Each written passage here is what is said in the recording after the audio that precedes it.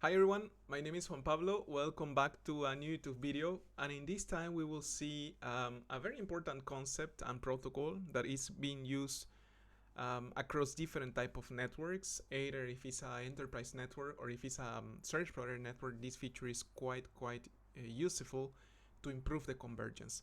And that feature essentially is BFD, okay, bidirectional forwarding detection. What is essentially BFD? Well, BFD is responsible for detecting physical failures across connection of the devices. Okay, sometimes devices are connected either in the same data center or the same cabinet in the same data center, so the distance between them is really short, and they just have a fiber link connection across each of them. And in that case, obviously, that is a direct link connection and very close to each other. Probably the link detection, it might not be that much high time, right, to detect a failure in the link. Obviously, if we enable a routing protocol on top of that, then we will need to wait for the timer of the routing protocol. But what about if the devices are separated totally in a very huge distance across the country, for example, and they are passing through layer 1 devices that are basically extending the connection across both devices? Then we don't have a directly connections over those two routers, because these routers are passing through layer 1 devices that are basically extending the connections of those two devices across the country, across the city. And of course, here, if there is any failure of any of these layer 1 devices, then the device that are connected, supposed to be connected to each other, they are not realizing, or they will not be able to realize that this link or this device in the middle fell. And of course, they will not know about that.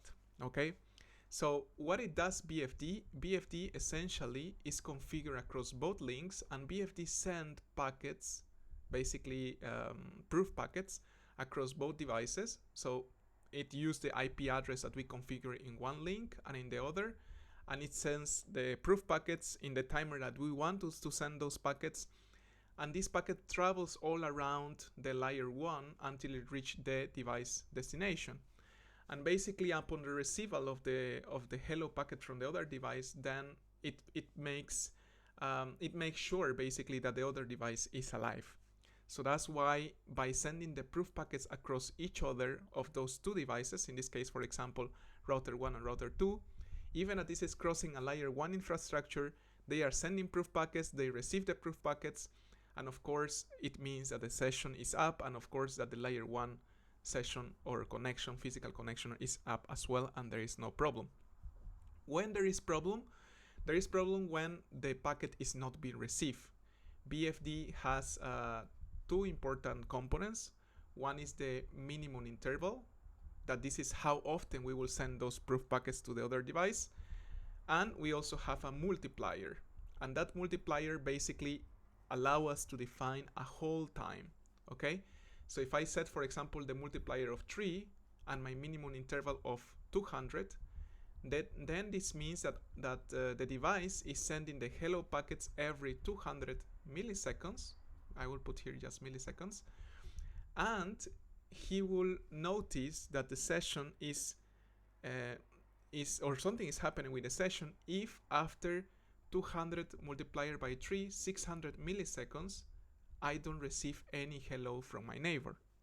So for example, if router 1 sent 200 every 200 milliseconds the proof packets to router 2 will be happy about keeping the session. But if there are 3 packets lost, I mean after 600 milliseconds R2 doesn't receive anything, then it means that something is going on here in the layer 1, and of course that the session cannot be kept up anymore, and that will trigger that the BFD session will be broken. And of course, BFD sometimes and most of the times is tied to the IGP that we have on top, right? OSPF, ISIS, we can configure BFD for improving the session across those protocols. And if BFD is configuring those IGP and BFD is down, then it will trigger the ISIS or OSPF or IGRP or any IGP session to be down as well. And this is very important, because sometimes we can have a network. Let's imagine we have this network over here. And let's imagine that these two devices are sending the same prefix X to this device here. These both devices are sending to router 1. Now imagine that here we have OSPF configured, and the fact is that let's say that R1 is preferring R2 for reaching out the prefix X. And if by any reason the layer 1 of R2, we will imagine that those routers are connected in different locations, physical locations, and different cities as well.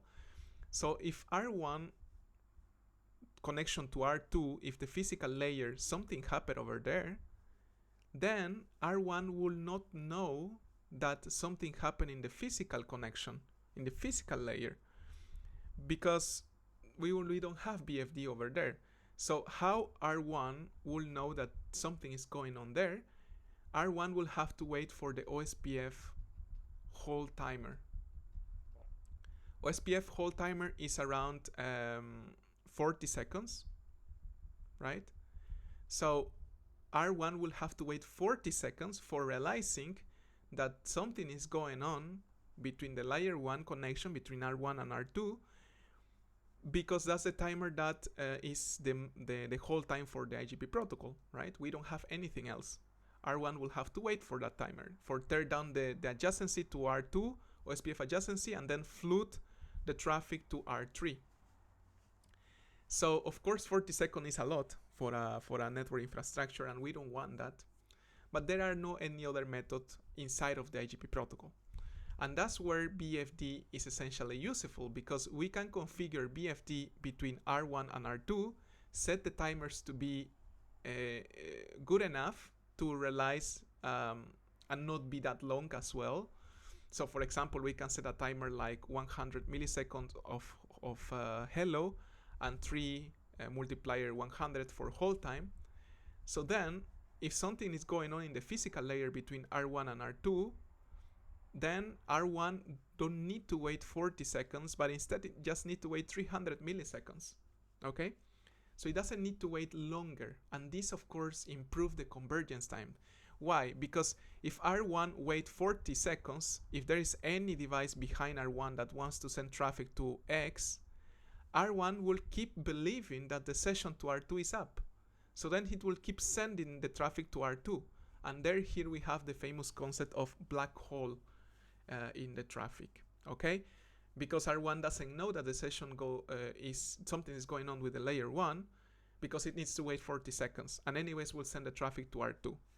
In this case, if we have BFD, R1 will realize right away, immediately, that this session is down, and it will start to update the database and the IGP protocol routing table to send to R3, and we don't need to waste 40 seconds in black hole in traffic, okay? That's why BFD is very important in the IGP, and it plays a big role in the convergence, because we don't need to wait 40 seconds. Instead, we just wait 300 milliseconds, okay? Another important tip to get to know about this, and I hope that that concept was clear, is that we need to adapt the timers of BFD depending of how is our latency across the layer 1. So for example, if we come back to our first initial diagram here, if the distance between R1 and R2 physically has a latency of 300 milliseconds, let's say, because of the distance, they are located in different cities, different regions, so then the latency, let's say, overall is 300 milliseconds, then of course we cannot configure BFD with a hello interval of 100 milliseconds and a multiplier of 3, because our hold timer in this case, if we configure like that, will be 300 milliseconds, but the distance or the latency between R1 to R2 is 300 milliseconds already. So we cannot be below the minimum value of that latency across that link. We might need to probably configure, for example, BFD hello to 350 and a multiplier of 3.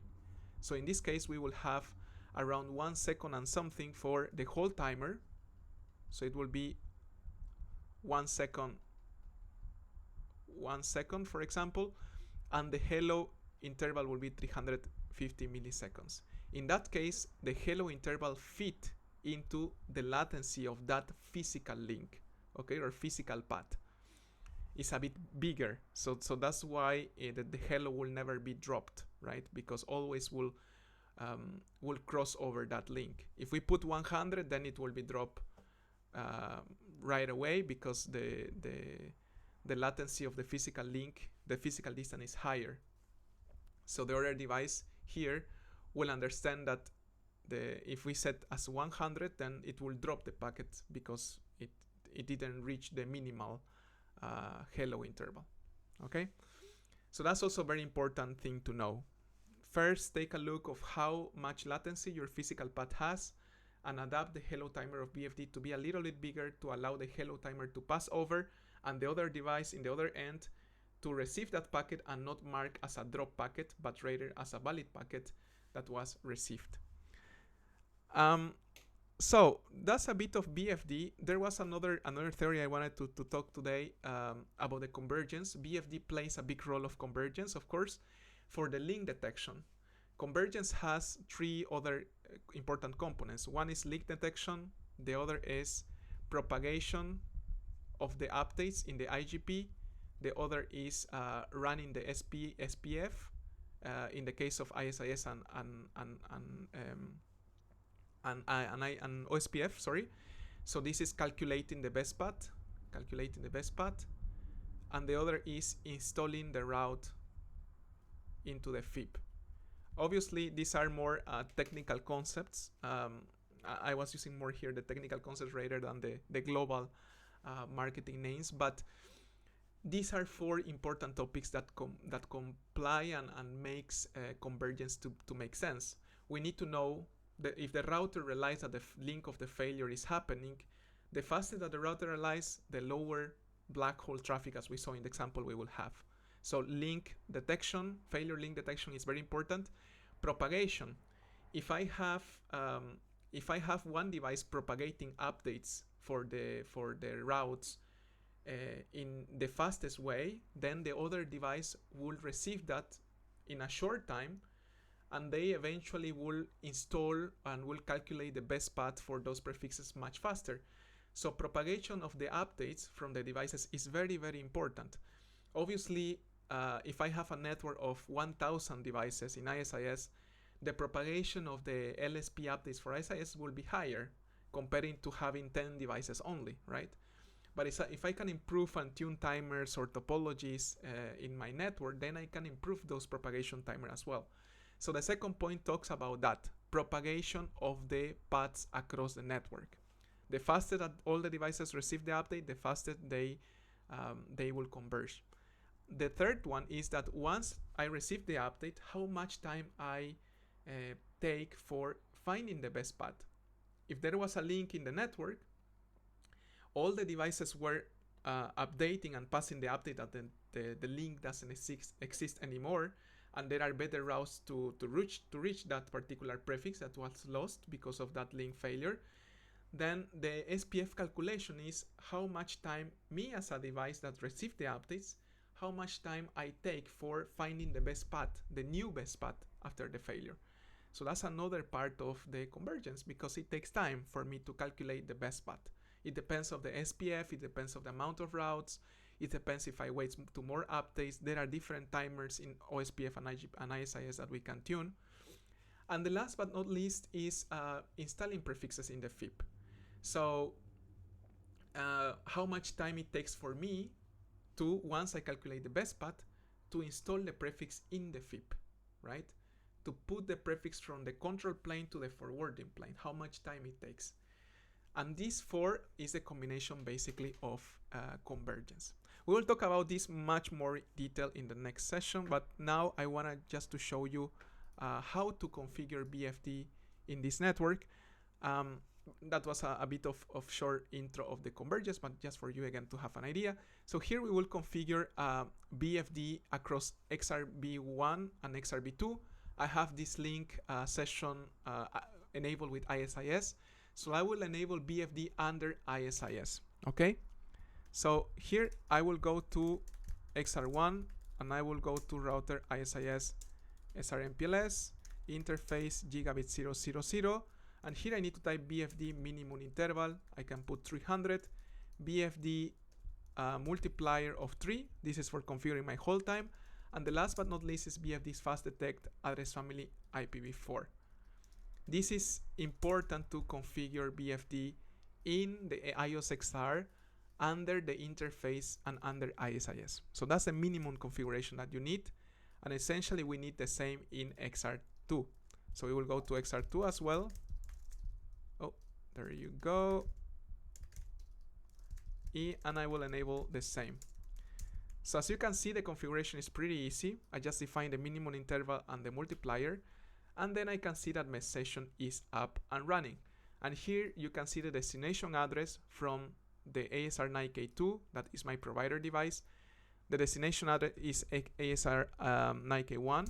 So if I take a look in my interface, physical interface, I have the .2 here enabled, and XR1 is .1. And this is the timers that I basically settle up. Probably like here I can run more commands like details. For example, if I want to see the source and destination, I want to see the interface, I want to see the parameters of the values that I just configure. I can see who is client of BFD. In this case is ISIS, as you can see in the process SRMPLS. And of course the intervals and the last packet sent and receive as well is here. Okay, pretty much that was the video that I had for today. I wanted to show you a bit of the context of BFD, why it's useful, what are the best practice to configure, how you can configure in XR. In this time we saw BFD under the protocol of ISIS, which is called normally in iOS XR or in Cisco devices BLB, right? There is other way to enable BFD under the bundle, and it's called BOP or BFD over bundle. We will see this in another video as well, but I hope this was useful and you learned something. See you in the next video. Bye bye.